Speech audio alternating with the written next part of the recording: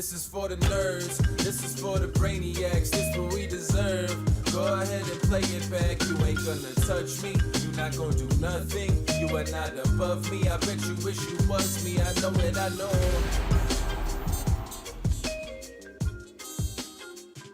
What is poppin', everybody, and welcome back to another special episode of the Only Friends podcast. Well, you know, I'm here with my only friends, and we're actually missing my bestie today.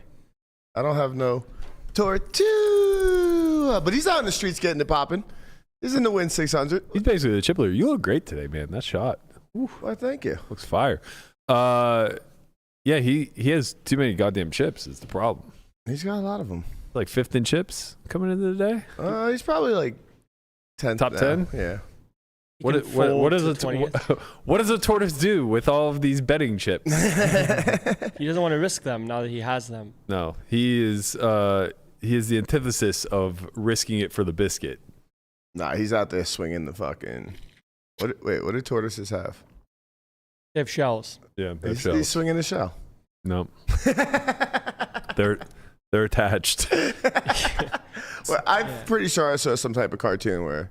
A detachable shell? Yes. I don't know about this, man. He might be a Teenage Mutant Ninja Turtle, but instead of Teenage Mutant, he's like mid-aged, normalized. This is what Michelangelo looks like in his midlife. Yeah, he's the last Ronin. Yeah. You make that reference. I've never seen it. It's I don't know a comic, a spin-off of where Michelangelo is the last of the remaining Ninja Turtles, where his fellow brothers have unfortunately gone beyond the realm of existence. Yeah. I have to tell you, of all the ones to make it, Michelangelo's the worst choice. That's why he became the best choice, because he's become cold and cynical and becomes and so learns. He's just Raphael now. He becomes Brian when he has like Ace King and faces a 4-bet. Who was your favorite Ninja Turtle? Honestly, because my favorite color was blue, Leonardo. Okay. But not a good reason. It's a weak reason, but I had cutouts of all the weapons. Okay. Are you serious? Huh? My grandfather made them all. And I always chose one. Michelangelo. I'm sure it was nunchucks for sure. Of course I definitely can't see Conrad wielding a bow staff. No. I had them all. That was fun. Well, he also, you align with the attributes of the turtles, right? Like Donatello was the nerd, Michelangelo was the party dude. They say Leonardo was the leader, right? But like, really, he was just the level-headed one. He was kind of a little bitch. Calculated. Yeah, fine. But like, he wasn't really leading, Like, he was just the come on, guys kind of guy. You know what I mean? Like, he was a clear number 2, in my opinion. I think, personally, the obvious leader of the bunch. And this was demonstrated in the Turtles movie, if you've ever seen it. Man, this really makes me want to go back and watch all the Teenage Mutant Ninja Turtles content. Raphael was the obvious leader of the bunch. He's very aggro. Very lead by example, a little hot-headed, so he needs Leonardo to kind of rein him in, make some executive choices for him every now and again. Leonardo was a great number 1, but Raphael, he really was the one that inspired the group, I think. Yeah. Also a little bit of an asshole. I was seeing some theories as to why the weapons kind of are what they are for the Turtles, and the Michelangelo nunchucks is so counterintuitive because he's such a goofy guy. And in order to use nunchucks in combat, you have to be so skilled and able to do stuff. And it was a very inverse type of relationship where, like Raphael, you're saying, is very aggressive, but sais are actually a defensive type of weapon. Interesting. Yeah, so I saw this whole sort of iceberg theory of all of the turtles have the counterbalance to what they actually are. Right. Where Leonardo is like the calculated one, but has this big fucking sword. Sure. Yeah. And then like Donatello is super defensive, like super calculated, so he has like a bow staff, which is mostly used for like attacking purposes or whatever. Yeah. You know? Did you ever play the video game? I fucking loved that game. Well, Game Boy Advance for sure. I was like 8. This was the time of my life. Staff, I was just thinking about so Ninja Turtles 1, the video game for Nintendo, was awful. But Ninja Turtles 2 also for Nintendo. Amazing. I can't imagine not And you having take these. the bow staff and you just like throw the foot soldiers. I couldn't imagine not having these games, and I do not remember this at all. Wow, really? It But was an arcade I game too. But I had like every Nintendo game there was. So like I 100% had these games. You can play it in the arcade too. I played it. Oh, I know that sound. I know that sound. That's a foot soldier, man. Man, that's crazy. Put it on the TV. I want to see it. I didn't realize I had all these fond memories. There it is. Oh, yes. Okay. I knew okay. it was those little fucking rat foot soldiers or whatever they were. Wow, this is the OG one. I had the Game Boy Advance one. Okay, I'm lying. I remember it now. Yeah, no, this game was so good. This is like one of the few video games that I've beaten multiple times. It never gets old.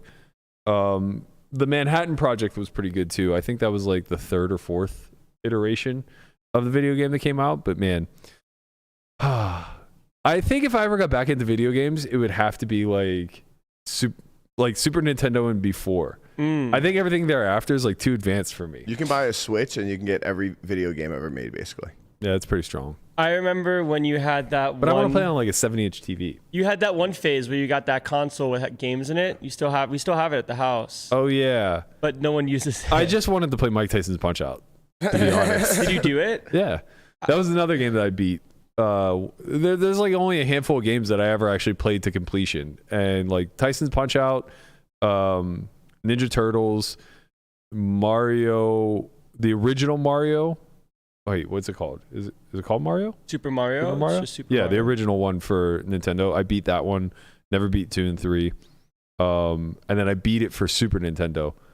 I got a Super Nintendo so late in life. I was like, I think N64 had already come out when I finally got a Super Nintendo. Mm-hmm. I'm pretty sure that the only game I've ever beaten was GoldenEye, and that's because you could do it with a friend. It was cooperative. I hated first-person shooter games. I loved GoldenEye. I never got into it. I thought it was so much Really? Nah, I liked RPGs a lot, and I liked sports games, obviously. fun.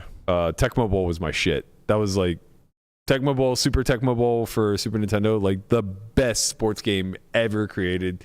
Not even remotely close. I wasn't an RPG guy, but I was so slow to switch to Madden. I hated it I loved it when so it first came out. It was just, I only knew Madden. I knew like PGA, like Tiger Woods PGA Tour. Bro, we gambled so hard on Tiger Woods whenever I was in college. So fucking hard we gambled on that game. Like we would go on road trips and we'd just have like a 16-man tournament playing Tiger Woods golf. But you would just never like golf itself, only the video game. I loved the video game. I loved everything about it. And I think it's because like you can isolate the strategy because you don't have to worry about acquiring the skill set. Right? Like I don't have to actually be good at these shots. Right. You just Because have I'm to playing hit with the fucking controls. Tiger Woods and he's just good at all the shots. So I just have to get good at the strategy aspect, right? But like golf in real life, fuck that, man. You actually have to be able to do stuff. Yeah, it's like it's so miserable to me. It's like fishing, only more frustrating. You don't like I fishing? love fishing. Oh. I love fishing, but because I don't think of fishing as a sport. Like I think of fishing as a relaxing getaway activity where I'm just going to be like on a lake, pretty sedentary, listening to music, reading a book, whatever, throwing my line in and maybe pulling a few. Golf, it's like it's like I've gone once ever. It was for a bachelor party. And I was just so exhausted from doing nothing. I'm just like, and we were on carts too. It wasn't like we were walking it, right? But it's just like up, down, ball in woods, find it. Like, I'm so fucking bored. I stink at this. I was teeing up from like the sand trap. Just no idea what's going on. I think I used a driver the whole fucking course. It sounds like you. Yeah. Yeah. It's funny because when people like golf and then see something like baseball, where like it's so slow, pitch thrown, guy stands, guy hits ball, maybe probably doesn't hit ball. Yeah. This is the sport. Well, when you're good at the mechanics, the strategy and the like finer aspects of The the nuance is game, appealing. yeah, it all becomes really fascinating, right? So it's like I was good at baseball. If I were good at golf, I'm sure I would fucking love golf. Like, golf is an art and definitely a sport. Right, yeah. Down on But that hill. I stink. Something just hit me. You can put the Switch on the television. Okay, now we're talking. Pablo. Now we're talking. I also probably like way overlooking the fact that 8-bit and 16-bit probably not going to look great on a 70-inch TV, but maybe. Who knows? Yeah. I was a big first-person shooter guy though. Like all of high school, COD. from freshman to senior year. Never got into it. And then got into Borderlands for a bit. And now I don't see myself playing a video game for such a long time. I was a big NBA guy. I loved playing basketball. I like playing versus like brothers and friends. Yeah, we used to gamble a lot on 2K. basketball. Actually, it was me and my mom's boyfriend. We used to gamble a lot on basketball. What's the matter with you? He couldn't win. Here we go again. What? You can't win either. What do you want to play? Literally. You don't have enough time in the day for this. That's the True. problem. Like, It's I played true. a lot of video games in college, but it was all a means of like, it was like a social activity where we all had downtime. Yeah. So we would create like dynasty leagues for sports games, whatever was in season. If it was NBA, we were playing 2K. If it was football, we were playing Madden. And, you know, I didn't live in dorms. I lived, like once I transferred, we lived in these like on-campus apartment complexes. But there would be like, you know, 10 people to like there would be 10 apartments per floor. So each one would be 4 people. We would just take over an entire floor as the baseball team. So we'd have like, you know, 16 to 20 kids that would want to play. And we'd just develop these dynasty leagues where everyone would just choose a team and would have our fucking schedule. That's cool. And, you know, you'd play against each other throughout. Yeah. And like would play out a full season of Madden. Like we literally had a schedule where it was like, all right, Lumbo, you and Tricky, you guys got to fucking play your game today so that we can move the season along, because we can't move on to week 14 until you guys fucking finish. That's actually really cool. I never did something like that. That was great. It was college. Man, college was fucking blast. The most fun I've had playing video games was playing against our neighbor. Sure. I played Madden in the beginning of COVID for way too much. Honestly, getting into poker in college, if I could do anything over again, I wouldn't have discovered poker until after I graduated. It kind of robbed me of my senior year a little bit. I can see that. I only cared about baseball and poker, and I was putting so many more hours now into poker that like as a senior, that should be your most social time. You're about to lose this entire you know, both dating pool and friend pool. Everybody's gonna go on and do their own thing, whatever. And I just remember that like every second I wasn't at the gym, I was grinding somehow. I was either online or I was going to a bunch of different casinos, and truthfully, it distracted me a little bit from even baseball, which was especially frustrating because I had a good senior year and like I did have these high hopes to try to get signed or whatever. So like looking back on it, it's like, fuck, man, I don't know that I could have necessarily worked harder, but I could have like been way more in the moment there. Yeah. Like I remember my senior year kind of flying by, and but I was always looking forward, right? So it was like, you know, we win opening week and I have this career game or whatever, and I'm just like, okay, like I have a tryout in 2 weeks and I have this game next week that I need to prepare for, and in the middle of all that I have 3 poker trips lined up. Like, what the fuck are you doing, man? Like, this is it. Trying to do it all. Landon, Yeah. quick, 3 Nirvana songs. I'm not playing this game. We've had this conversation too many times. You're wearing a Nirvana hoodie. I know. All right, 1 Nirvana song. Smells Like Teen Spirit, Heart Shaped Box, Rape Me. Thanks, Melissa. Let's go. Let's Let's go. My dude. Not that I was looking at the phone before that, but Melissa, we've had a conversation about this song. Okay. Yeah. Sometimes knowledge that you didn't know it was going to be necessary became necessary. Yeah, I would definitely say I wish I found poker later in life. For me. I mean, to be fair, if I had found it after college, I probably would have never been successful because I would have been panicking to get like a job. Yeah. If you found poker after college, Yeah. maybe things have to work out the way they work out, man. I randomly came into poker to like through like playing a little friends game and then more dealing, like bigger games. So like I definitely wish I came into it later. Yeah, I feel got like into Rob's- poker through college. Played basketball at the gym recreationally. Had friends that said they knew how to play. I just knew how to play because my dad taught me when I was younger. And then asked if I wanted to play a one-table sit and go. I did that. Ended up winning. And then from there, I sort of realized that there was some sort of future if you could make smart decisions. And then I started playing online. And that's kind of how it started. Because you don't really know that poker's an industry until you realize that poker is an industry. Yeah. You just kind of think, oh, this could be something I can do to make quote-unquote money on the side. And then you can realize, oh, if I make enough money on the side, it just becomes the money that I make primarily, and then it shifts from there. Man, I saw it as like so close to like professional sports. Really?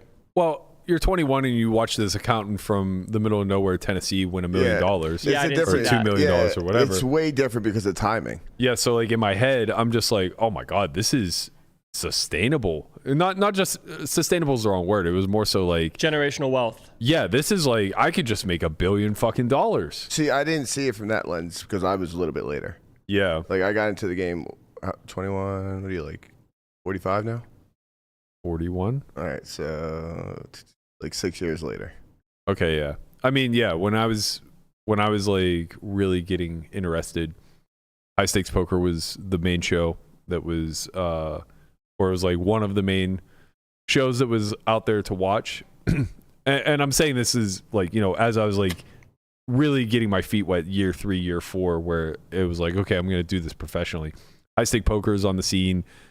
DUR is just like kind of on the rise, and it just seems like there is endless amounts of money. And the truth of the matter is it was probably slightly less capped then than it is now, but not so much so that you could expect to become a 100 millionaire. I think the difference was that the industry was so young that the idea of making a few million at anything was just like inconceivable, right? So it was like, even though we may have framed it that like we could be paid the same way that like high achieving professional athletes get paid, the reality is it was maybe like 10% of that, but that's still so much fucking money compared to actually getting a real job. Right. And you also have the ability to do it on your own terms. Yeah. Which is kind of the huge one. Yeah. That was really nice. You get to Fucking control your Oscar got days. me into poker. Hmm. We used to play like Oscar might get me out of poker. we used to play $5 tournaments at this kid Joey's house all the time. It was so much fun. Poker was so much easier back then. Not that I ever won those $5 tournaments, but it was just so much easier.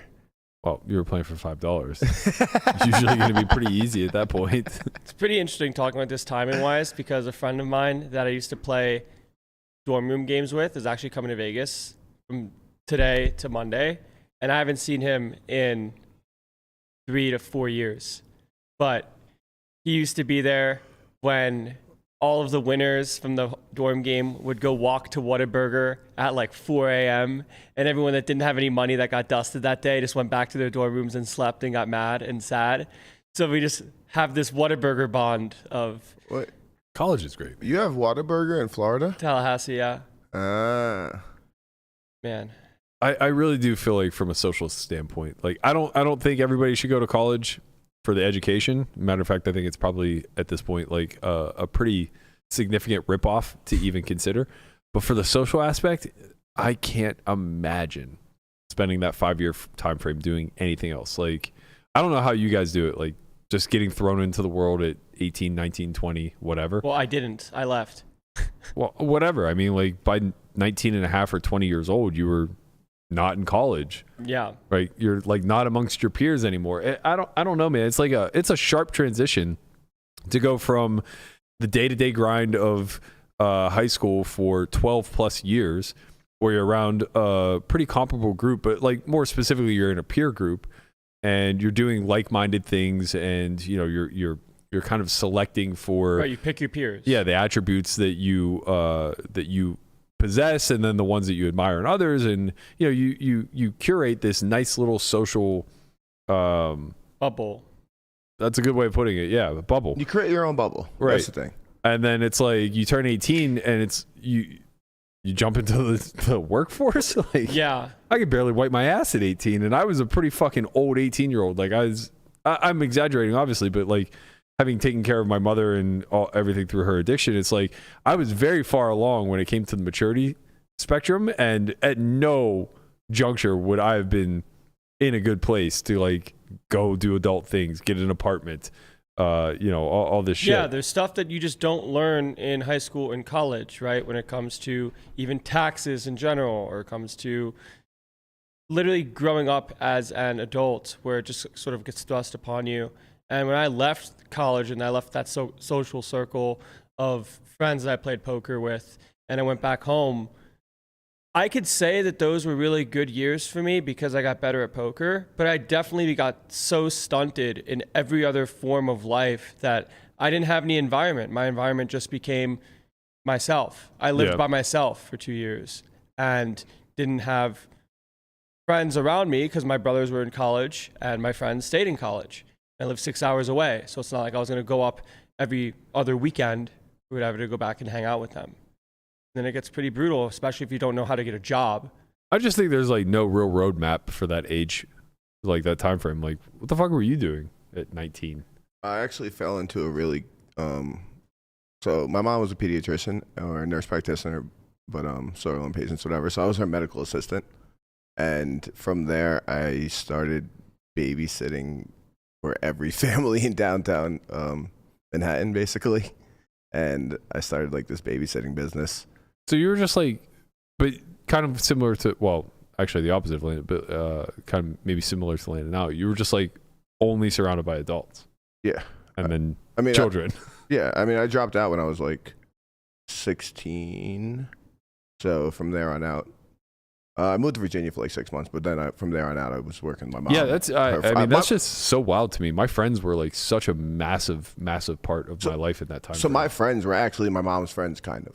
So like even Oscar, I met Oscar through one of my mom's friends. That's his brothers. Mm-hmm. So like everybody that I was kind of around at that time was either somebody I met outside or one of my mom's friends. So for both of you at like different junctures, you both were always surrounded by people who were like older. Yeah, like I call that now like the friend tour stage, right? Where they're friends and mentors, but not straight friends, but also invest in you more than just call it student mentor relationship. Yeah, I've never had older peers. Yeah, like the people I hung out with and like went out to like drink with were all just doctors, and that's who I hung out with like from 18 to I don't know. The closest thing I ever had to older peers was like upperclassmen when I was a sophomore, because I had like good rapport, kind of being a leader on the team, and also the fact that like we all gambled was a nice bridge. But like, and that gap felt, when I was in college, that gap felt huge. You know, they were like 21, I was like 19, only 2 years, but like those specific 2 years feel like a lot. I've never, even throughout poker, like I can't really look back and say like, oh yeah, I was so lucky. Like I found this guy who'd been doing it for X amount of years. He was so many years older than me. He kind of showed me. Never, like always have been my age and younger. It seems like it's part of a function of you kind of being in a friend group to begin with, where you had Lamanna and Dan and you had your peers. Yeah. So you just kind of stuck with your peers and sort of learned things and experienced stuff together. Where when I first started with poker and trying to do something industry-wise, I knew that the best way to go about it and learn more was going to be to learn from someone who's done it before. I think also it speaks to the generations. Like I think your generation, as well as like the younger millennials. So if I'm like the elder millennial, it's closer to like the people who are maybe like Melissa's age now. I think those two generations really deeply understand the power of community and crowdsourcing. And I think like us elder millennials, the Gen Xers and above, were very, very self-reliant, very self-sufficient. And we didn't actually, because we grew up pre-internet culture and then into it, right? So at that point, we hadn't weaponized the internet, so to speak, or utilized it to our best benefit. Where now it's like, if you look around, a lot of the economical problems that plagued generations of the past have been solved through this shared economy, right? Things like Airbnb, Uber, whatever the case may be. It's like you can almost rent anything. Right. It's a people service used from people's resources. So much peer-to-peer taking place now, where that just wasn't really a thing. I grew up in a world where you had to be hesitant of anybody trying to sell you something. Like it was always going to be a scam, and everybody was just trying to hustle. Like we grew up in hustle culture, where now I think hustle culture is like changed. Hustle culture is more representative of like the tech space now. Yeah, it's a little bit different, right? Because even with the internet, there's still going to be those watch out if someone's trying to sell you something in the sense of phishing scams. There's always different ways to have some sort of nefarious action. But at the same time, there's also ways to use the internet for good, so to speak. And poker is just such a small industry as is. It's so easy to talk to the community leaders, where if you look at other places like athletics or politics, you're not touching anybody that has any sort of potential. Yeah, social media has definitely made everybody more accessible too. That's the other thing. It's like if I wanted to reach out to Daniel when I was coming up, pre-2010. I had to write him a letter. Or just like run into him at a tour stop and hope that he would give me a little bit of his time and actually be meaningful. I'll never forget this, man. This is one of the funniest things ever. When I first moved out here in like 2008, I was grinding at Bellagio playing like 510, and one of our friends, Pete, was out here also. And he didn't necessarily play for a living. He was like in between dealing and playing part-time and didn't have a ton of money, maybe a few $1,000s. And Chow Jang was playing Bobby's room game. Mm-hmm. And no. Was it Chow or was it Ming? It might have been Ming. It would make more sense for it to be Ming, the way the story plays out. So Ming Lai must have been in there like playing Bobby's room game. I think they were playing some high stakes no limit. So, call it 204 and something along those lines. Mm-hmm. And my friend Pete stops him like on his way to the bathroom and says like he's a big fan or whatever, and then just ask him really quickly like if you had any advice for somebody who is trying to make it, what would it be? And Ming just very matter-of-factly says, go play 10-20, baby. Like, you take it all and put it on the table. Like, don't hesitate. You got to get to the big stakes. That's sick mentorship right there.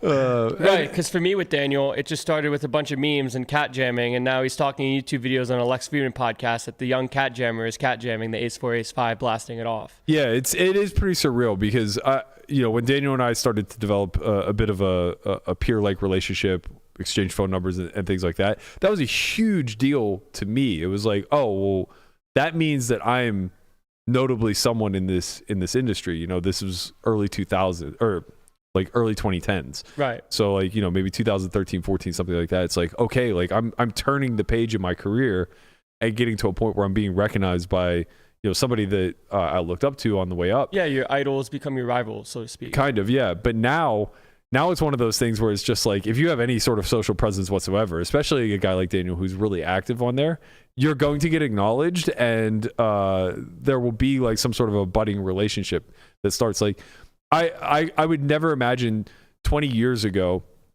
being able to see friendships developed by somebody who is in the industry for 20 years, like call it a Doyle in 2003, developing a relationship with like a Mike Joseph or a Rampage or you know what I mean? Right, But it's like Doyle and Mike are just riffing about having that Dalgan on. Right, yeah, like it's just that shit just like would have nenever happened. The gap between those two peer groups is just so vast. But now the money factor is lessened. You young guns, you're competent immediately, and you're really good again because I think like your generation is so good at understanding how to crowdsource. Like, you guys just crowdsource so fucking well, and you use the shared economy so well that a lot of you are able to leverage your personality and your skill set very quickly into stakes that it takes most a decade to be able to work their way into. Yeah, I think it comes from a variety of reasons, and not in necessarily all in the non-self-serving way. But now when it comes to the people you want to reach, especially through social media, you can try to validate yourself through gaining the attention of people that you cared about, where you didn't have that option prior because there was no way to access them. Right. But now when you have your idols, and especially people in a space where, for all intents and purposes, it's not a mainstream thing and it's pretty niche. Bingo. When it comes to having that sort of relationship and getting that message back and getting caught liked or retweeted by someone that you really cared about, and having that sort of quick ways of having a new relationship where the person that you look up to sees you as someone that they now have some sort of connection to. Well, they acknowledge you, right? At a and that's a minimum. validating thing. Yeah. Of being acknowledged and being respected by the people that you care about. Where if I tweet at LeBron, like LeBron's never gonna like the tweet, Right. you know. But for Right. you, if you tweet at Pat McAfee, that happened, and that was a very rewarding feeling. That was where. God damn, it got buried. Let's get that right back out. We got to get Pat McAfee on the podcast. We do got to get Pat. He's McAfee coming to on the Vegas next podcast. year. For what? The Super Bowl.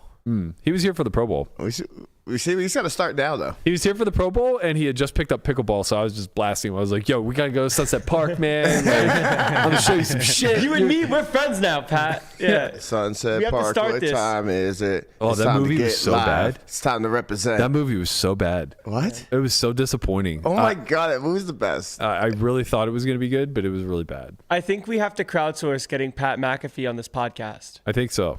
I think so. The problem is that actually, as much as I would love that, because it would be incredible, it would actually probably be a bigger deal for me to be on his podcast than him to be on ours, as far as like what it would do for us growth-wise. Yeah, but wholesome-wise. Wholesome-wise, get him in that fucking chair, man. Yeah. Let's talk Plum. Let's talk Yinzers. I'm here for it. It's supposed to be the Only Friends podcast. We're all supposed to be here chilling, but it just turns into a sabotage of just only you and Pat McAfee. It turns into the Pittsburgh boys are back at it again. Man, I'm here for that for sure. Pivoting a little bit into I guess speaking about the people that we've all looked up to and the ability to communicate with them. I've had a lot of back and forth, more so in this past year than maybe the last 10 with Hellmuth, who we've spoken to one another a bunch over the years, but never as much as we have recently. And he tweeted yesterday that he has just decided it's official. He's going to film Live at the Bike March 1st and 2nd. He said he owes them 2 days. He invited me, Kevin Martin again, as well as Negreanu. I think Kevin and D-Negs both turned it down. But Johnny Vibes is going to be there. Mm-hmm. And, he let me know that he's very excited to play with the Great One, and I let him know that was very kind of him to compliment me in such a way. Yeah. And I ratioed the fuck out of him. How rewarding is it? Honestly, I would have never even noticed if he didn't say nice ratio, bro. I like that. And then it became extremely rewarding. Yes. We were talking about ratios with him on the podcast, right? Yeah. Okay. Yeah. You guys you're enjoying the youthful culture that is the internet. I don't.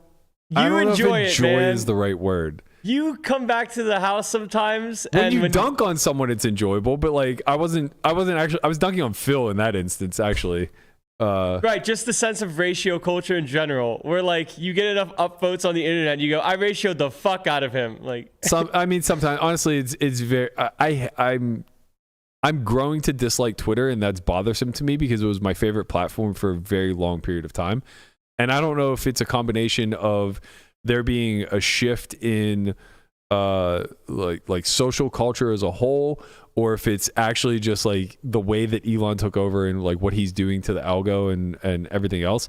But man, I used to doom scroll and like not feel bad about it, and now like I feel anxiety even opening the app. maybe that's a good thing then.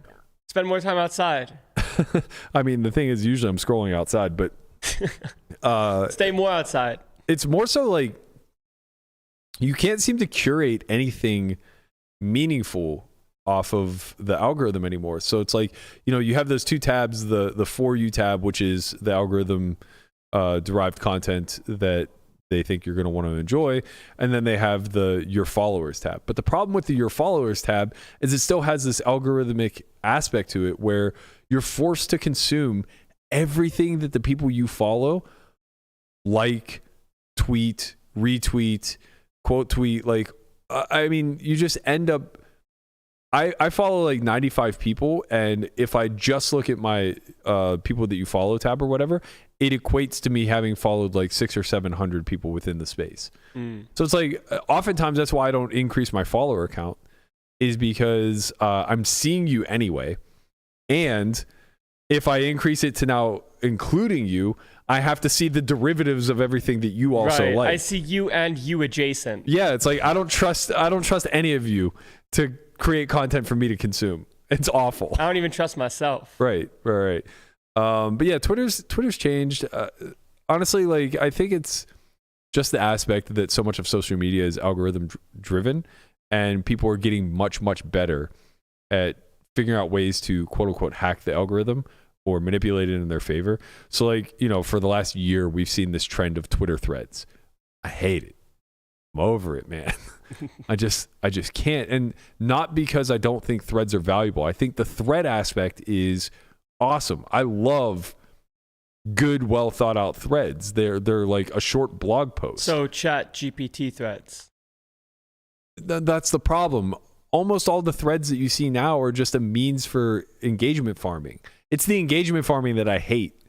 Right? Like when the thread starts with 6 easy tips for you to correct this, that, or the other, it's like, fuck you. And then the second thing is, I think that there's a lot of like signal boosting to actual, I don't want to say meme accounts, but like very prerogative driven accounts, right? So for instance, there was a tweet that Liv quote tweeted today, and it wasn't, I don't think it was meant to be anything, but it inherently will create outrage. So she quote tweeted this account that said, the 5 these are the 5 traits that make common traits. 5 common traits that make men toxic. And when you go through the list, it's masculinity toxic. Yeah, right? but like when you go through the list, it's just like such an eye roll. It's like stoicism, self-sufficient, physically strong, aggressive, mentally strong, or whatever. Like obviously traits that you would certainly sort for. Anyways, like no matter what, like in a positive way. And I immediately responded to Liv because she quote tweeted and said, like, ironically, these are all the traits that make up a good poker player.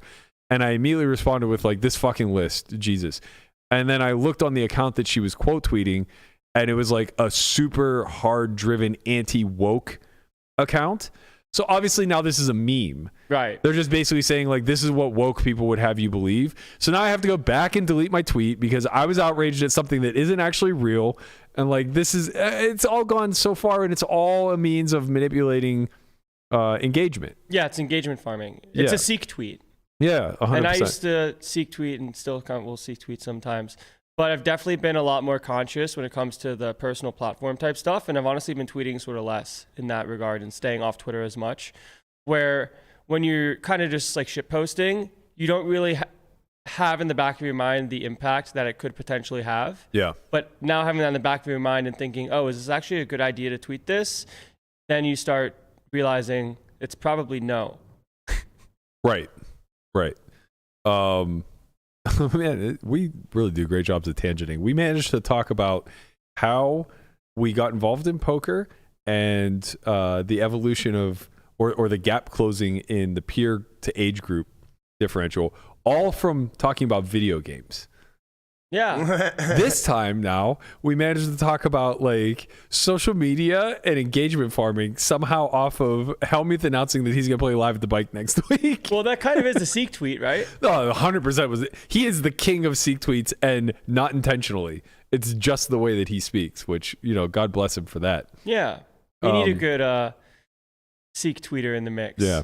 So unfortunately, well, I don't know if it's unfortunate or not, and I also don't know if it's definite or not, but it just is. It seems unlikely that we'll be joined next week at Live at the Bike by Eric, the mad genius Hicks, as he put out he rolled out a little bit of a gauntlet for those men out in Triton. Oh, did he? I'm here with Eric Hicks, the conqueror of Phil Hellmuth from Live at the Bike, and he's got a message for Brewer and Richard Young from Triton. I love Triton. It's my favorite show to watch on TV, my favorite poker show to watch, and I'd love to play on Triton. If you got a seat, I'll be there.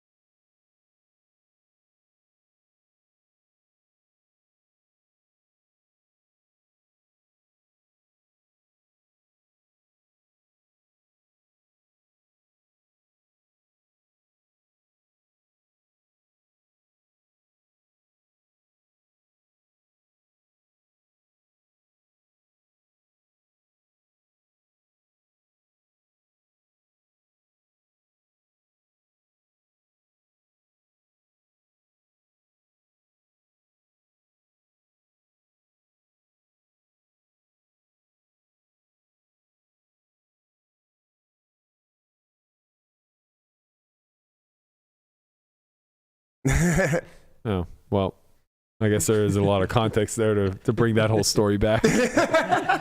Eric's playing on My Triton. apologies. All right, well, Air kicks blasting. yeah, Eric Hicks, he's going to do it. You guys missed a great 3-minute conversation there. We're really sorry for that, and we're going to move right along. So final news and notes to discuss. Brewer is finally out of the shit. Let's give him a round of applause. Year of Brewer. Let's give him a round of Brewer. applause. Bro, this man, he got a job. He got a job. He winded in. He feigned that he's going to leave forever. Wow. He did. I was gonna say because I see him at every fucking stop. So. Well, yeah, I mean, he still plays, but he just needs some fucking walking around money, you know. So he won the 25K over in Paris, and then followed that up with a 50K victory. The 50K victory was worth 900 and some odd euros. 959. Yeah, something like that. Or pounds rather. Was it euros or pounds? It was pounds. Okay, yes, pounds. So his first $1 million euros. score. Fuck. But here's the crazier part Euros. to this. What am I saying? They're in Yeah, it's Paris. euros. Yeah, so it's euros. Okay, so it's pretty I'm close to sorry. 1-to-1 then, right? Yeah. I don't know. He's getting W's. Anyway, his biggest score prior to this trip was only $400,000, which is insane because this is a man who has bubbled every single buy-in available It's over 100K. fucking wild. It's so insane. After the mullet was gone, the curse was lifted. Yeah, you have to get rid of the mullet, man. Getting rid of the mullet was a strong choice. Yeah. I will say that. But yeah, I mean, like when it comes to just like major bubbles, he's probably bubbled 7 figures worth of just min cashes, Yeah. right? Bubble the 300K. Yeah, bubbled to 250K, I think. Bubbled For probably, sure, plenty of 100K. I was gonna say probably 900K. Yeah. And you know, when you think about it, it's like for as big as he's playing, to have never had a 7-figure score at this point, it's no wonder that he fucking was ready to move on. You know what I mean? Because it's just kind of a given that when you're constantly playing in prize pools where first is going to be 7 figures, you're going to win one eventually. Yeah. So he finally did. He did it. He's And back, We're baby. happy for you. We love that for you. Yeah. Yeah, congrats, man. I The think Sim Overlord is not a lie. it still might be a lie. We're not sure. I have faith. Year of Brewer, year of Bin Wang. Bin Wang won the circuit, and then he won the 5K on the return to Borgata. He's won like 2 massive tournaments in 2 months. He's a East Coast grinder? I think he just plays everything. Just plays for fun. Like has a business and stuff. Oh, okay. Yeah, he's from East Coast, though. Just Okay. Pretty sure. travels around, But not a grinder. gets dubbed. I mean, he's a grinder. He's a for grinder. Sure. Okay, He's everywhere. He's fucking everywhere. I mean, make up your mind, man. If you run a business, it's tough to be a fucking grinder. No, Listen, he just man. got into poker late and then just loves it. yeah, Okay. he's everywhere. That's fair. Pads is taking credit for Brewer's run good. Yeah, I saw that. Who is he picking next? Yeah, he tweeted just less than a month ago. Nobody runs worse than Brewer, right? Every time I read an update, it's just him getting 2-outed or at best or bubbling. It's brutal. That update was from PCA. So now here we are 4 weeks later, 3 weeks later, something like that. And Brewer's just ripping off majors. I would like to, cast myself as tribute. You volunteer as tribute? I would volunteer as tribute to be the guy who previously could never win until Pads tweets that I could never win. Oh, yeah, this was a legendary one. Alex Kulev, future of me, very, very good online player with the King 10. Bangs it off against his Kings. And there's been so many stories that, like little anecdotes where I've seen Chris play in some spots and just get absolutely, unfortunately, coolered. And then I'll text him and be like, man, that's brutal. And he'll say, I swear I run the worst. This is not an unexpected outcome. How can this happen again? Every time. Yeah. But like, here he is. He's back. If you play long enough, You play long enough, you get enough, you get out of your system, Yeah, every now and again, you might find a win. I heard that legendary Steven Song had like a 2-year period where he almost quit too. And now here he is. If you haven't considered quitting, are you actually a professional? Right. If you haven't considered quitting, are you really trying? Right. Are you really Right. Like, do you just come for money? Yeah. Is that what happens? You got to contemplate leaving it all. Like, at some point, the death of your career has to be on the forefront of your mind. Right. Otherwise, you're not gambling high enough. Is it worth it? Right. That's exactly the way you separate from somebody who's like too risk averse versus somebody who like considers risk in a mindful way, right? Like if you're so risk averse that you've never considered leaving poker for any other reason other than you're bored, you should be playing higher stakes. You gotta feel something. Yeah. Like make it hurt a little bit. Jesus, man. Get out there. All these psychos. Guapo? Hey, Guapo, what you gotta say? You gotta defend. We're talking to you. Yeah. You gotta go to the win. Go to the win. I hear you. Do you hear us? I do. We have a daily conversation to Guapo, trying to get him to go play to win. Instead, he goes home and plays $50 on WSOP and makes all the money. But, he'll make all the money at the win, too. Someday. What do you do with all this money? I need to pad the bankroll just a little bit more.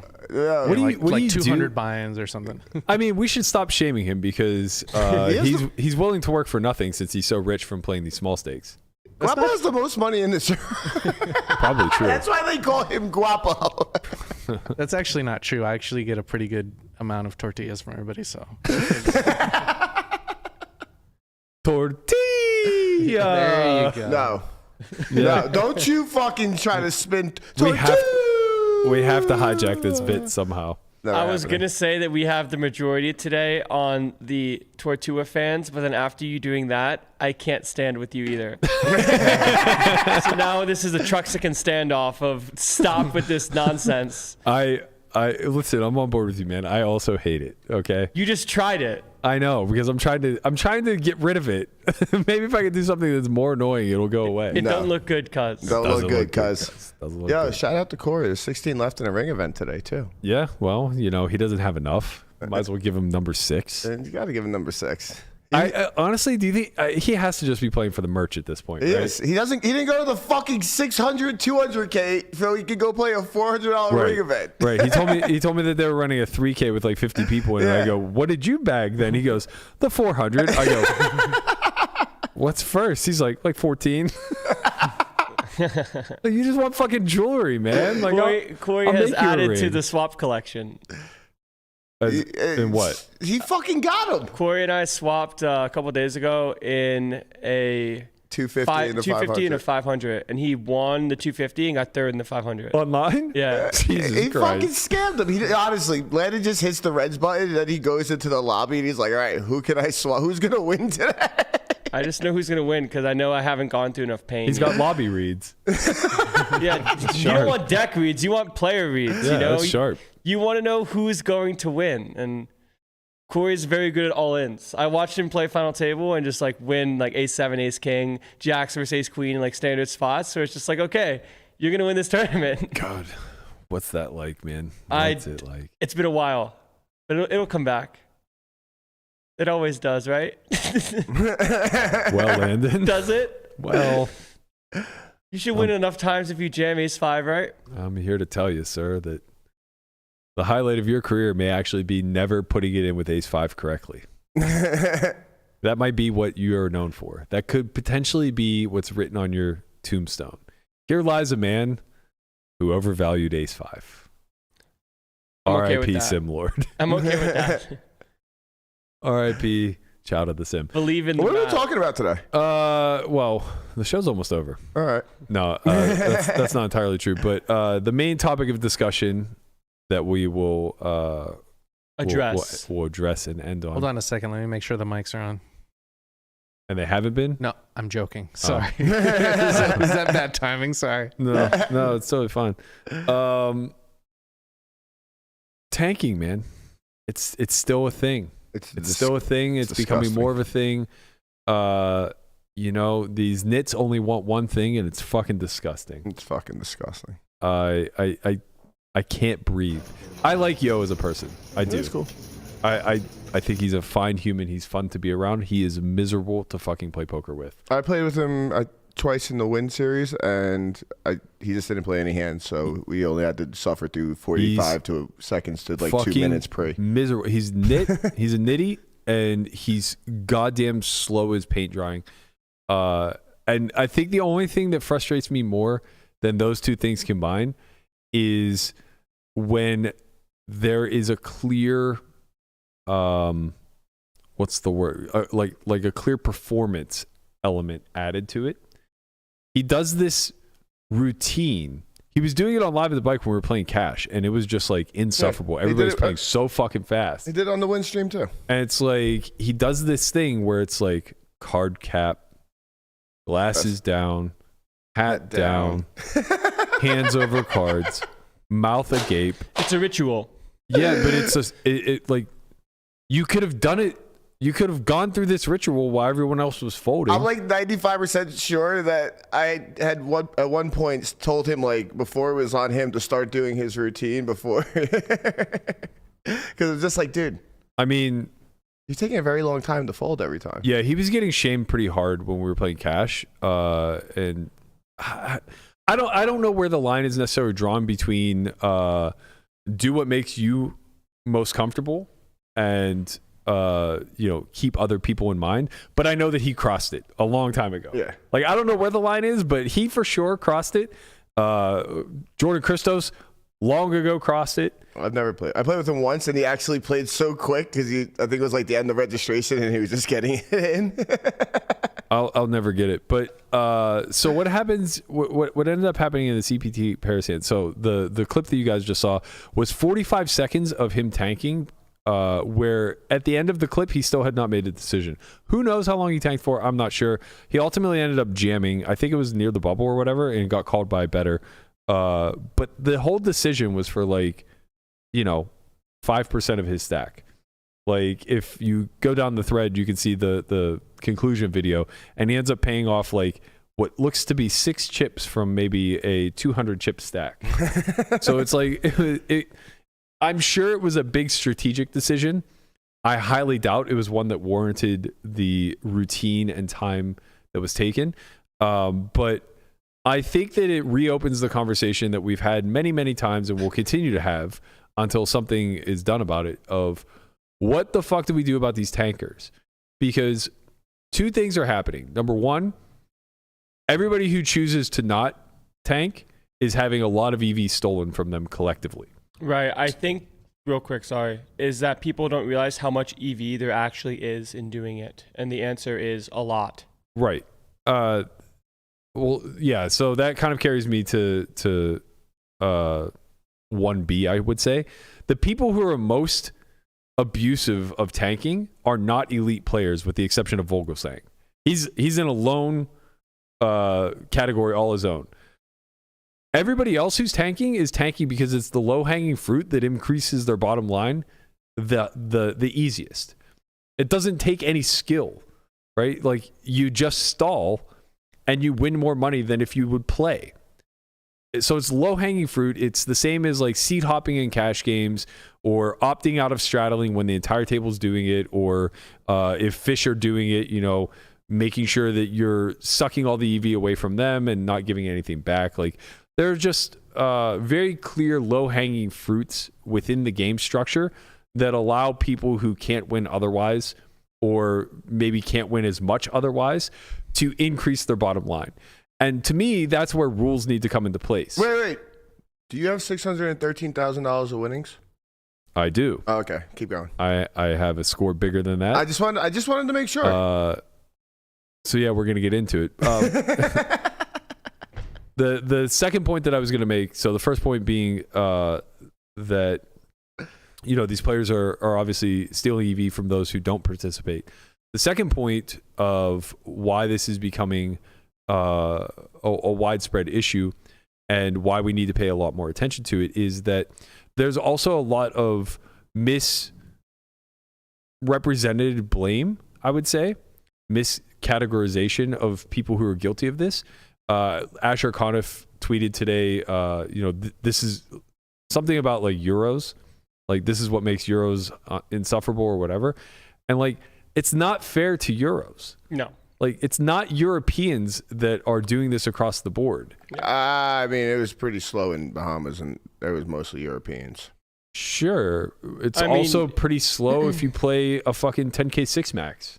Yeah, it's right? just mostly anecdotal anecdotal in nature, and it's not a culture thing. It's a personal choice. Right. I mean, to some degree, it's a cultural thing, but it's only because the only reason you're recognizing it more in the European market, so to speak, is because it's a more competitive market than the American market. So the edges are smaller, and people are more willing to go the extra mile to ensure that they are still winning when they're playing events. Right. And just from it in general, when it comes to saying people tank or not tank, if it takes on average 30 seconds to make a decision post flop, call it after a spot that's like, call it a flop bet, and you think about turn sizes and ranges and distributions, poker is supposed to be a thinking game, and there's clearly a window of time that should be allotted. But the amount of time taken, call it overseas in a competitive market versus in the US, is definitely more on the Euro side and less on the American side. Yeah. It's just whatever's natural and normal to you. Because in the Euro market, if someone takes 30 seconds on the turn, that's a normal thing. But if you play on the American side and someone takes 30 seconds for a turn every time they play a turn, it's like, this guy's taking up way too much time. You need to hurry the fuck up. Well, I think it's in combination of having taken 30 seconds on the flop, having taken 30 seconds pre-flop, like all of that cumulatively adds up. I think we're willing to forego judgment whenever decisions are most critical. But if you're also taking up your full allotment of time when decisions are all but automated, that's where I think everybody starts to have a big problem. Yeah, it's weird in the sense of some decisions as a pro can definitely be automated, but at the same time, giving the benefit of the doubt. Single raise pot pre-flop, there's zero reason for anyone to take time. If you don't know the charts, you're guessing anyway, so just guess and just do it already. And if you know charts, it's pre-programmed. There's nothing else to really consider, right? Like, sure, there might be an exploitative reason for you to want to do this, that, or the other, but you're going to know that before the cards are dealt. If I'm in the cutoff and I know that the big blind defends way too liberally and is just giving up a bunch of EV and the button doesn't 3-bet me enough, then I'm already going to know I'm opening wider before it folds to me, right? I don't need 30 seconds to look at Jack 7 suited and say, whew, pip too wide here. Which it isn't. I know. Whatever, Jack 6 suited. Which it isn't. Jack 6 suited cutoff is pretty wide. You're in. Okay, well. You should love tournament poker. You get to play so many more I mean, hands. you don't have to tell me. I only play anti-poker. Man. That's the reason why. Nowadays, I remember when anti used to be like frowned upon. Well, not in MTTs or whatever, but people don't get it, man. Gotta play more hands, more gamble. People don't get it. More gamble, more future. Honestly, like, Yo's extra tilting to me watching him go through the rigmarole of the tank rather than just sitting there buffering, as it was said in the tweet. Buffering is such a good term for it. It was so great. It was so great. But the whole point is that, like, those decisions are absolutely automated. Now, if you're talking about like 3 and 4 bet pots, okay, fine. Way fucking different. Take your time. We'll all be we'll all be respectful of that. But the single raise pot, man, like, it's got to die. I'll get off my soapbox as far as like complaining about it, because obviously we're all in fucking agreement, with the exception of a few outliers. The game needs to move along. Yeah, you mean the people that take an excess amount of time greater than the norm? Yes. Are against it. Correct. We need more shot clocks. I like shot clocks. They were in Venetian Day 2 the other day. I was pretty happy about that. Yeah. I think shot clocks are a very reasonable solution. I think that, well, let me ask you guys, why do you think that they're not practically being implemented more across the board? I think it's just one of those things. Once we start getting everybody to change, it's just gonna happen like uniformly, like all around. I think cost is a thing too, right? I mean, imagine at the WSOP, really. all those tables having to buy that many iPads or whatever it is they're using. I They mean, get them on a fire sale. They get so much in rake. Like, I don't think it's that much money. Like, that can't be the reason why we don't have them. What do you think, Landon? Man, I'm trying to think of why for, call it, bigger events. I think in some cases, people in general don't want to have something in the back of their minds that they're limited in time. Of course not. But, like, at the same time, it's for the better of the game. Like, yeah. I think there's definitely been more of an openness to the shot clocks community-wide, as we've seen that they're being implemented more so. And I honestly really like the online structure where you have the time bank. The issue is, how do you do a time bank live? I'm sure it's possible. I don't have those answers. But what I do know is, with the online time bank, it doesn't care if you are in a 4-bet pot with many chips. You've had this amount of time. It's been agreed upon and standardized. If you have less time, that's because you took time elsewhere. Yeah. And everyone gets the same amount, and then it gets refreshed on breaks and stuff along those lines. So even if you are a serial tanker, if you will, you only have a certain amount of time that you are able to take advantage of it, where it's not an egregious, I get more than you because I'm taking more time and there's nothing to stop me from doing so. Yeah. I don't know. I think that I don't know what the right amount of time is for like pre-flop action or like flop action. In the Venetian the other day, I think it was 15 seconds pre, and you have a time bank for 30 seconds, which I think you got 6 of them. And that well, it didn't, but speaking to the floor, they're gonna refresh them at 27, I believe. So, or you get a couple. That's what WPT does. Yeah. I actually think that. So I think that there's a good way to do a hybrid here, of like what both you and Landon are talking about solution wise, and it's something that I'd like to see executed, because in my experience, making the money in the WPTs, 27 down to the final 6 is a lot, and that's where all the you're making really, really, really big money decisions throughout that time frame.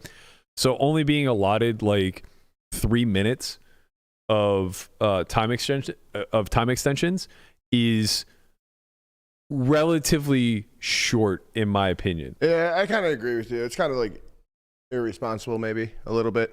Well, I don't think you need that much more. I think it should be like 5 minutes total.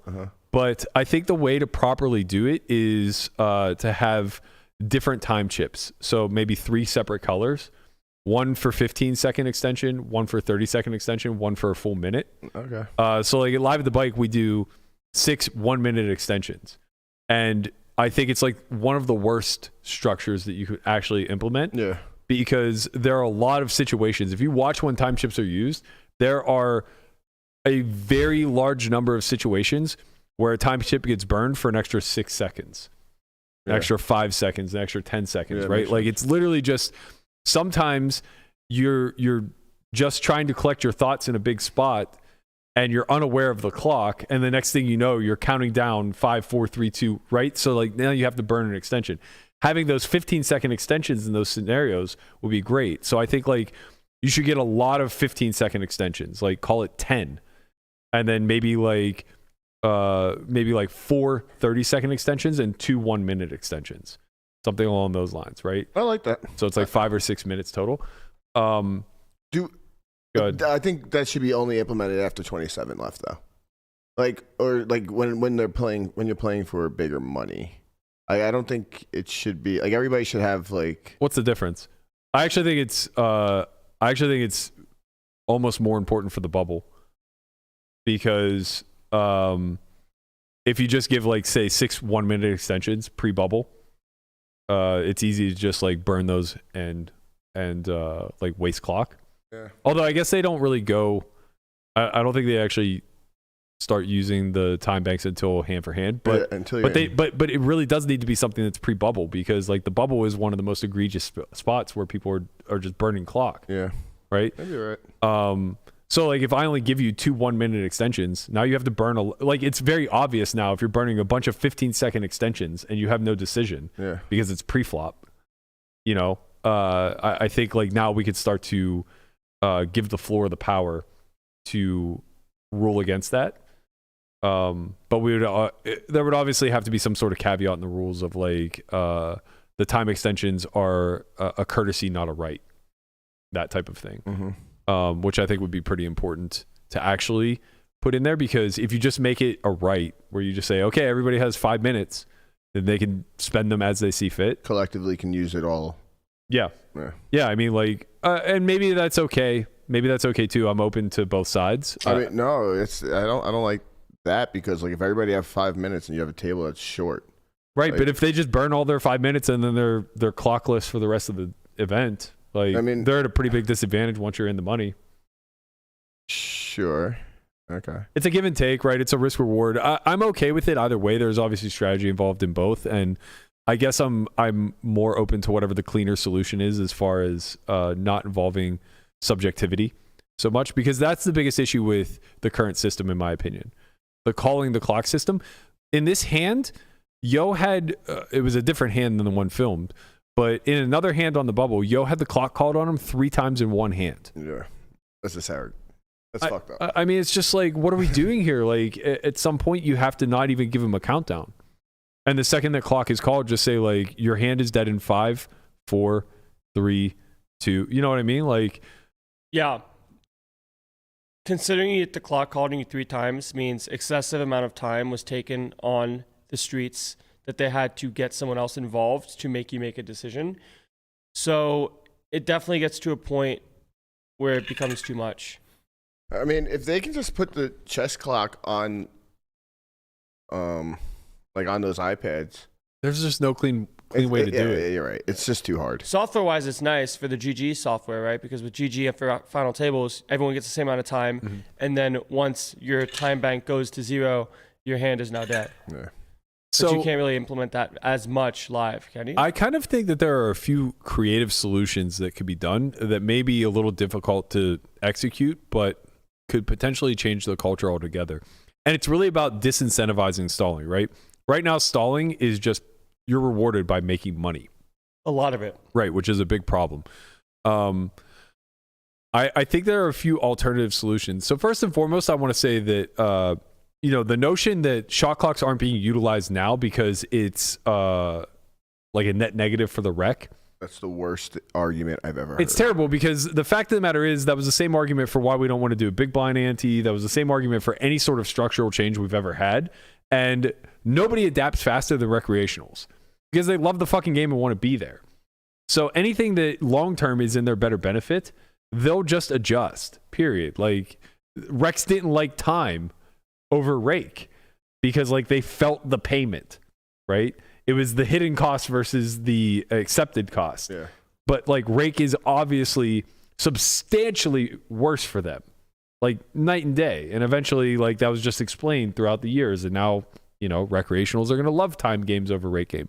Anyway, the whole point that I'm trying to get at is I think there are creative solutions that can be done within the structure that need to be tested and could potentially become industry-wide standards. Like, we already saw this happen in some regard online, where the fields were getting smaller and smaller because they were getting too tough, because the general structure was just largely figured out. Like, ICM was becoming more prevalent. To play online as a professional, you had to understand it. And eventually, like, it kind of broke the system. So what happened? PKOs became the norm. It's the bulk of all schedules now, right? Yeah. We can kind of do the same thing live. Okay, we can't implement a chess shot clock because it's too wonky right now. We don't have the tech for it. Maybe someday we will. And we can't, like, implement a time bank or anything along those lines. So what can we do then instead to control the pace of play such that everybody's on an even playing field?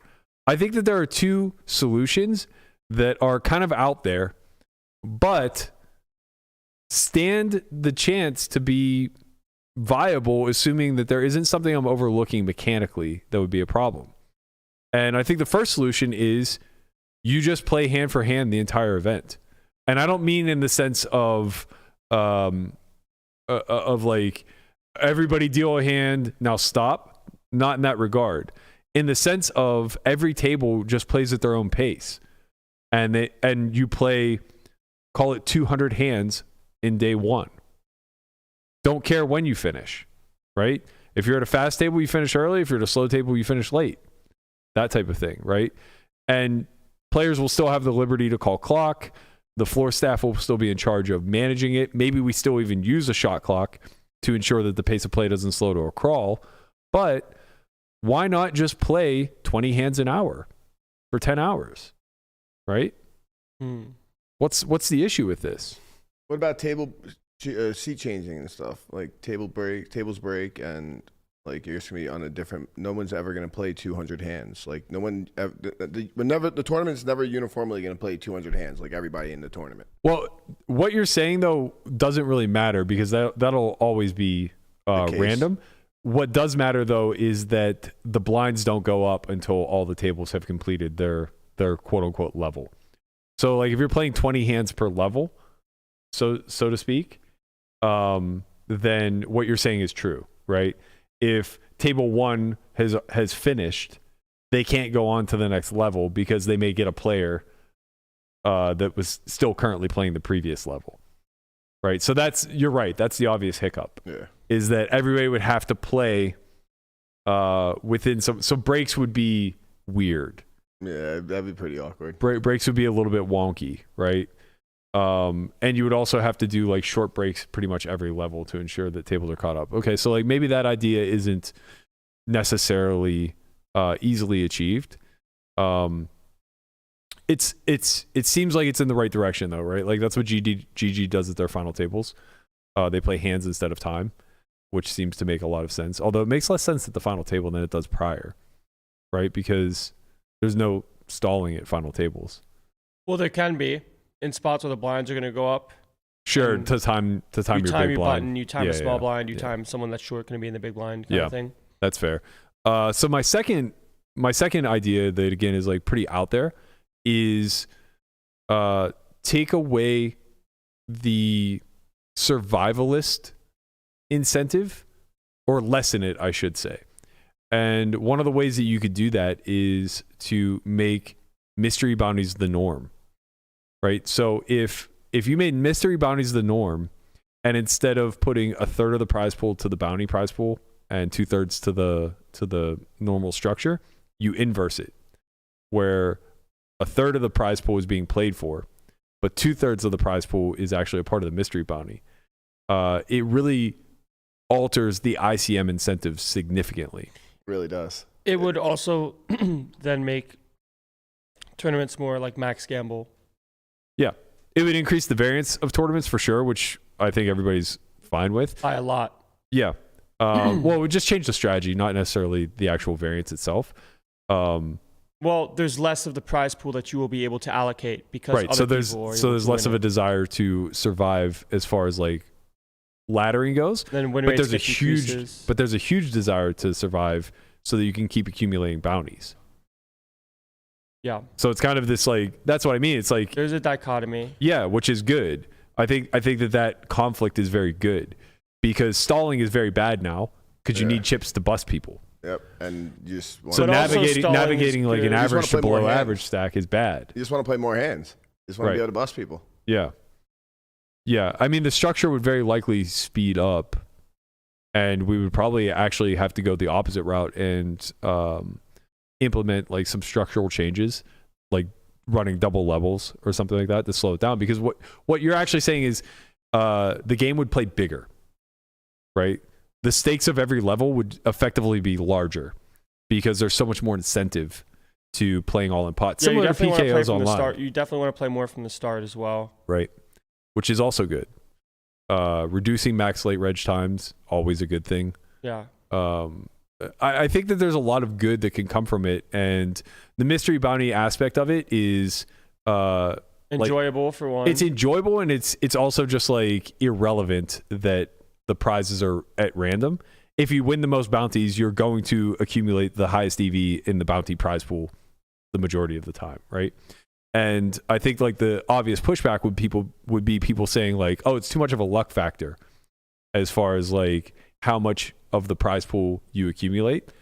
But they're just like drastically overlooking that the same is true in winning a major event. Like getting first place comes with a massive luck factor. Yeah, it's true. Definitely have to be chosen to win MTTs. Right. Let's fucking go, Tortoise and Corey. Yeah, I hope they're chosen. Tortoise. Tortue. Yeah, so I don't know. I mean, my final suggestion is an annoying one, but I would strongly consider if I was ever at the same table as like somebody like Christos, me just mimicking him, only worse.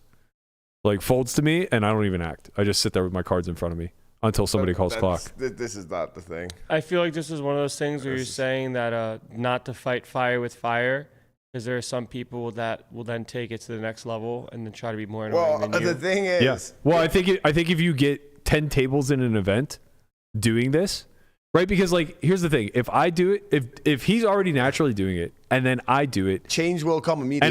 And explain to the table why I'm doing it. And then the rest of my table also does it. And now we're just playing no hands. Yep. And now the table adjacent to us sees that we're playing absolute 0 hands. They are going to get upset and address it with the floor. Or maybe they start to stall, right? The whole point is that like sometimes it's not a matter of sussing out the people who are taking advantage of a broken system, but instead just fully collapsing the system yourself.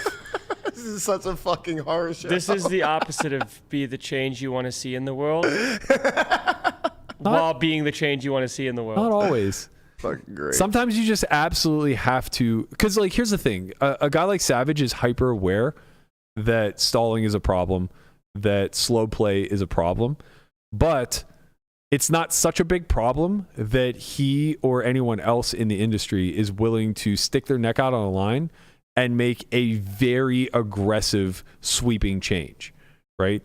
Whether that means trying new things that may or may not work, that don't feel very comfortable, like shot clocks from the beginning of the event. A lot of operators are afraid to do this because they think it'll turn away wrecks, right? Not true. Actually, Right. they might even like it. Like it's kind of cool. It's totally a cool agree. aspect. Like, Totally agree. So it's like if we force their hand and collectively all sign up to an event and none of us play any fucking hands and we all just sit there and make it a real miserable experience for anybody who actually wanted to play poker that day. It's gotta be great. Like at some point there has to be a solution, right? Like I think the solutions are being thought about at a surface level now. And I'm just as guilty of this to some degree, where it's like even the options I'm offering now, like they're not very well sussed out. Okay. But I think we can all agree that like the Band-Aid of just, well, let's implement shot clocks. It's just not good enough, man. It's not good enough because what you're going to do, what happens with the implementation of shot clocks is that you then encourage 100% of the field to utilize their shot clocks strategically, which means that 100% of the field is now trying to maximize every second that they have in their time bank, right? And if 100% of the field utilizes their 5 minutes efficiently, you've still turned the fucking tournament into a crawl. And you'll see this if you go back and look at the PCA main event final table, or sorry, the PSPC final table. They're all fucking short. PCA main event final table. They're all fucking short because the bubbles lasted hours. 3 hours. 3 levels for the bubbles. And right? this is because they all use their time banks? 40 out of the money. People were stalling. Okay. I busted 45 out of the money, which, by the way, ended up being 6 hours before the bubble burst. And 45 out of the money, there was a player at my table who had like 15 bigs, and every time it folded to him, he would take a full 45 seconds. Wild. So it's just like you break the structure of the event when that's the case. And there's always, structures are built the way they're built. They're supposed to end at a certain level based off the number of chips in play. So no matter what you do to slow it down, if you still have 10% of the field remaining whenever you are 2 or 3 levels away from when the tournament is supposed to end, it's still going to fucking end somewhere around that level. All that's going to happen is everybody's going to be giga short and you're going to play a turbo for the rest of the time for all of the fucking money. Yep. True. Sucks. Well, So, yeah, I mean, I'm not sure, obviously, what the perfect solution is. I think it's an implementation of multiple options. Shot clocks are obviously very necessary, but I think that they come with a caveat. I think they need to come with this is a courtesy, not a strategy type of thing. I think calling the clock obviously should always be a courtesy that we can extend amongst one another, but I also think it has massive failures. It takes a full minute for the floor to even be alerted, and then a full minute for them to walk over, and then they give you a full minute, and it's like, this is a goddamn eternity. Yeah, I when mean, we're for talking its about worth, making decisions. we don't necessarily have to have the answer at our fingertips right now, but sort of putting wheels in motion to think about it and crowdsource it seems like the right way to go, because there might be an actionable solution that either haven't thought about or is easier to implement than we think. Mhm. But I'm sure just like kind of putting the wheels in motion, to getting that to be the case is the right step forward.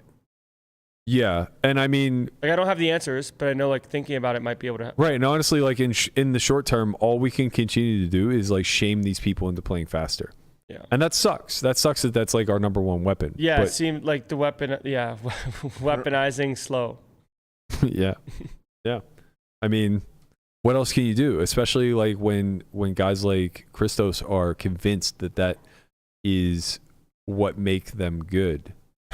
Like, the crazy thing about that statement is it's very true if you just recognize that what the actual gain is the fact that other people around you are playing dozens of hands and taking on exorbitant amounts of risk while you're just sitting still. That's how you're winning, by playing slowly. It's not that your brain is a fucking supercomputer that managed to reach a node in the game tree that no one else could have discovered without, weeks or months of sim study. Yeah. That's not what's happening here. I've had conversations with people that I would consider to deem very smart, and they said one of the highest EV actions you can take in tournaments, especially like the standard vanilla ones like freeze outs or like non-special bounty or PKO type stuff, is max light registering and full tanking. Yeah. And that accrues more win rate than just playing the event, and especially when edges are thinner. Well, yeah, and I mean, here's the thing: like, even if that isn't necessarily always true across the board, Right, it's it's not 100% fundamentally true if you aren't in the top 20% of the field, Right. 10% of the field, right? Like wherever that line is, where all the win rate is going to, if you're not a part of that small subset, The next tier under. yeah, if you're the next tier under or below, you will always increase your win rate by just simply sitting there and not playing your fucking hand. Right. Tight is right, baby. Do you know where everybody but one doesn't tank? Who? At the Win. The Win 1600 mystery bounty. They banned Christos. Oh, so everybody doesn't tank, period. I forgot about that. Yeah. They literally banned him for excessive tanking, which God fucking bless the Win. Damn. Honestly, like, that's the other thing. That is literally I love that. Okay, so we didn't really talk about this as a solution, but like that's literally the other thing. I mean, this is a form of soft cheating. You're stealing from your peers because we're playing a zero EV game, or a zero sum game rather, and you are making a positive sum for yourself by forcing them to do something that you're unwilling to do, which is play hands. If Not a bad idea. yeah, if it's these are all private owned corporations. If you don't want this person's business because he's a notorious tanker, fucking ban him. Yeah. Ban him from the World Series. Ban him from the WPT. Ban him from the Win. I don't give a shit. I have no soft spot whatsoever for people who want to be innovators at the cost of others. It kind of makes sense where you sort of give the appropriate warnings, right? There's clearly a tiered system as to how many times this can happen before max penalty of you're out. Yeah. But that seems like a step in the right direction. Honestly, And- like setting that precedent and putting that warning out there of like, listen, you have 1 minute to act on your hand. This is the fourth time clock's been called on you this event. If you hit number 5, you will not be welcome back here. I wonder how that all went down. I know I can probably go down Christos's timeline, but like, I wonder how he received that ban. Yeah, I don't know. It's just, And there I had guess to be something egregious for him. Well, I know it's I'm not always positive egregious. it was over tanking, but like I'm positive he's banned from the Win. Yeah, it's a pretty sick solution, actually. WSOP used to do a thing where they would keep like, I don't want to say a score sheet, but they would keep notes on how many penalties players received, and after X amount of penalties, they would just be DQ'd from the event. Right? Yeah. It was like kind of like a yellow card, red card situation in soccer. Do this with getting the clock called on you. Right? Now, the only problem is like it becomes a little bit subjective. Yeah. But I don't care. Like, you're operators. And the thing is, I don't want to give too much power to the operators. Yeah, to the I was point going to say, I don't want things leave things up to. But bro, that's where we're at anyway. No, I agree. Like, we don't have any players union that can prevent people. Like, if the WSOP decides to randomly ban you tomorrow, just because, Or racism, don't do it. Or if that woman that came up to you in the main event who thought you were vaping takes that to the higher ups and they go, you know what, we don't even want to deal with this problem. Just fucking ban Conrad for life. We don't have any recourse. Yeah. You're just banned for life. That's it. Well, the recourse is Twitter. Yeah. But like, please help me. Right. And like, you having a podcast will help you, but that's not true of everybody. That's true. People have been out for years now. Many years. That's going to do it for us. If you didn't tank on this topic, would love to hear your thoughts in the comments below. Don't forget that we have 2 academies coming up. One in April 15th to the 18th. That's the final Poker Out Loud Academy of the year. I believe we have a few seats remaining for that. If you're interested, head to academy.solve4i.io or hit #academy in the chat. It'll take you to the link. Secondly, we are doing a pre-World Series MTT Academy led by Matt Hunt, May 24th to the 27th. For more information on that, head to academy.solve4i.io. Click the banner above that says MTT Academy. You'll be able to get all of the details there. Thank you guys so much for joining us. We'll be back tomorrow. The tortoise will be back in his chair where he rightfully belongs. Landon, however, will be on a plane to LA. So Godspeed, young man. Yeah, gonna have some fun with some peers. Enjoy yourself out there with the youngins that you're running around with. We'll see you guys back here same time tomorrow, 11 a.m. Pacific. Peace. You going to do some hood shit?